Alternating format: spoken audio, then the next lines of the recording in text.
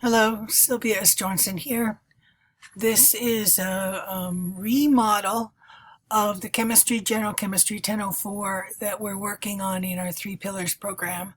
And I contacted two other professors who teach this class, David S. Johnson and Jason Johnson, and I showed them the model that I had made last time that pretty much said lecture, lecture, quiz, lecture, lecture, quiz, lecture, lecture, quiz, exam.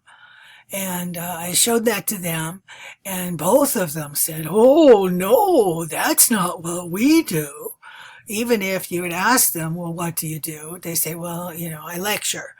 So these people, they say that they lecture, and then when you make a model and shows that they lecture all the time, then they look at that model and they say, "Oh, well, I do more than that. Look at all these other cards you have over here. I do this, I do this, I do this." So here is a model where I've tried to lay out what it is that Jason Johnson says that he does. And it would be a reasonable way for any person to teach this class if they wanted to modify. So anyway, you come into the start of the class, and then the facilitator will give some information. And then after the information, then the facilitator sets up a chemistry problem that has to be worked, and then he discusses it with the class. And then they work that problem together, and maybe they even do a second one. Then he gives them a problem to work on themselves. So I put this as learner action. Then the learner works on this problem in class. And then the system is set up that that learner is going to get feedback right away whether or not their answer is correct. And so this is what they're doing when they're saying that that class period is lecture. They're actually having lecture, and then they're working problems together, and then they're practicing problems together, and they're even checking the answers of those problems. So they have discussion, practice, and feedback in that hour that on the books is called lecture.